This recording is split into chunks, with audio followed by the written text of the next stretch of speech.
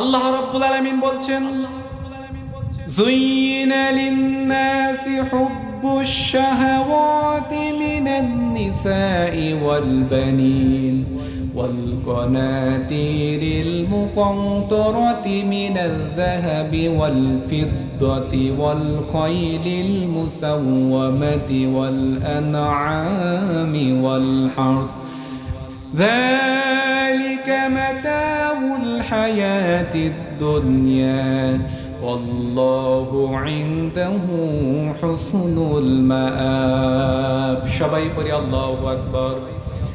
আল্লাহ রাব্বুল আলামিন বলেন, এই আয়াতের ভিতরে আল্লাহ তাআলা কয়েকটা বিষয়ের প্রতি ইঙ্গিত করেছে। এক নম্বর হলো নারী। কারণ এই দুনিয়ার ভিতরে যত পুরুষ মানুষ রয়েছে সকল পুরুষ নারীর প্রতি বেশি আকৃষ্ট। সবচাইতে বেশি পরিমাণে মানুষের যার প্রতি লোভ তার হলো নারী। প্রথমটা কি? নারী।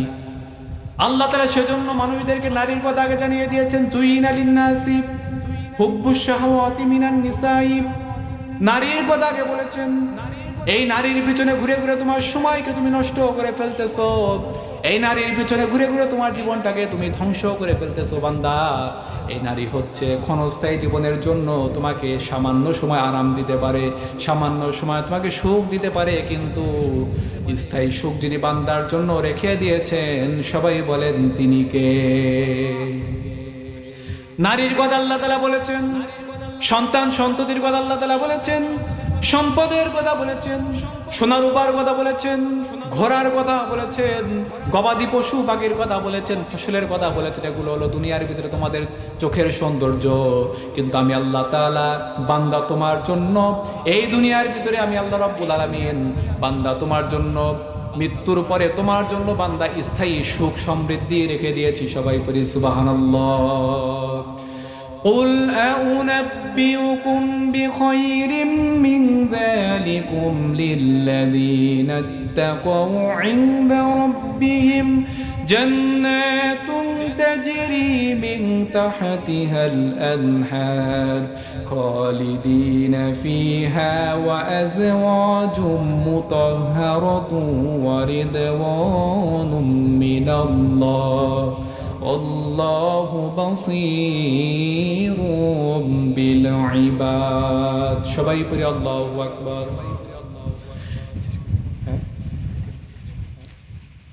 আল্লাহ রাব্বুল আলামিন বলছেন, এই যে বান্দা তোমাকে বলা হলো এই দুনিয়ার ভিতরে নারী, সন্তান সন্ততি, টাকা পয়সা, বাড়ি গাড়ি এবং সোনা রূপা যত সম্পদ রয়েছে এগুলো হলো মরীচিকার মতো অস্থায়ী সম্পদ। এগুলো তোমাকে চিরস্থায়ী সুখ দিতে পারবে না। কিন্তু যে ব্যক্তি আমি আল্লাহকে রব বলে স্বীকার করে নেবে, আল্লাহর বিধিবিধানকে দুনিয়ার ভিতরে মানবে, আল্লাহর গোলামি করবে, আল্লাহর দাসত্ব করবে, আল্লাহর সামনে নিজের মাথাকে নুয়ে দেবে, ওই ব্যক্তির জন্য যিনি জান্নাতের বন্ধ ব্যবস্থা করে রেখে দিয়েছেন সবাই বলেন তিনি কে? আল্লাহ রাব্বুল আলামিন বলছেন, ওয়ামা খালাকুতুল জিন্না ওয়াল ইনসা ইল্লা লিয়াবুদুন। আবার আরেক জায়গায় বলছেন, ওয়ামা উমিরু ইল্লা লিয়াবুদুল্লাহা মুখলিসিনা লাহুদ্দিন হুনাফা ওয়া ইউকিমুস সালাতা ওয়া ইউতুজ যাকাতা ওয়া যালিকা দীনুল কাইয়্যিমা। সবাই পড়ি আল্লাহু আকবার। আমি আল্লাহর গোলামি করো, আমি আল্লাহর দাসত্ব করো, আমি আল্লাহর ইবাদত যদি বান্দা একনিষ্ঠার সাথে পরিপূর্ণতার সাথে করতে পারো, তাহলে তোমার জন্য আমি আল্লাহ তাআলা সম্মানজনক নিয়ামতপূর্ণ জান্নাতের ব্যবস্থা করে দেব। সবাই পড়ি সুবহানাল্লাহ। সেই জান্নাতের ভিতরে আমরা সবাই যাইতো ইনশাআল্লাহ। সবাই যাইতে চাইতো, সবাই চাই যে জান্নাতে যাব, কিন্তু জান্নাতে যাওয়ার যে আমল করা কেউ করে না। রাস্তা দিয়ে আমি তো ইউনিভার্সিটিতে পড়াশোনা করি, আপনারা শুনেছেন। আমার এই ভাইও পড়ে, আমার সিনিয়র বড় ভাই। আমি সেদিন আমার এক বন্ধুর সাথে বলতেছিলাম যে মহিলারা যেভাবে চলাফেরা করে আমার মনে হয় যে সব বাপ মা ও আত্মীয় স্বজন সব মরে গেছে। আমি সেদিন বললাম যে এদের হয়তো বাপ মা সব মরে গেছে, কারণ জীবিত থাকলে মুসলমানের সন্তান এরকম করে বেড়ায়, জীবিত থাকলে বাপ মা এরকম হওয়ার কথা ছিল না। আপনারা যান দেখেন রাস্তাঘাটে কি চলাফেরা অবস্থা দেখছেন? যুবতী মেয়ে 18 বছর, 20 বছর, 22 বছর, 25 বছরের যুবতী মেয়ে এমন ভাবে চলাফেরা করে, পতিতালয়ে দেহ ব্যবসায়ীরা যেভাবে চলাফেরা করে আজকে মুসলমানের সন্তানরা ওইভাবে চলাফেরা করে। সবাই বলেন ঠিক কিনা? আমি কি কথা ভুল বললাম? এই রূপ সৌন্দর্য চিরকাল থাকবে? বলেন চিরকাল থাকবে? এই চিরকাল থাকবে না। রাস্তা দিয়ে এরকম একজন অশ্লীল, বেহায়াপনা, বেপরদা ভাবে মুসলমানের সন্তান যাচ্ছে, একটা মেয়ে, ওকে যদি আপনি ধরে বলেন যে তুমি জান্নাতে যাইতে চাও না জাহান্নামে যাইতে চাও, ও কি বলবে? সবাই বলেন সে কি বলবে? আমি জান্নাতে যেতে চাই। কিন্তু ওইভাবে জাহিলি যুগের নারীদের মতো চলাফেরা করলে কি সে জান্নাতে যেতে পারবে? জান্নাতে যাইতে হলে পর্দা করার দরকার আছে না নাই?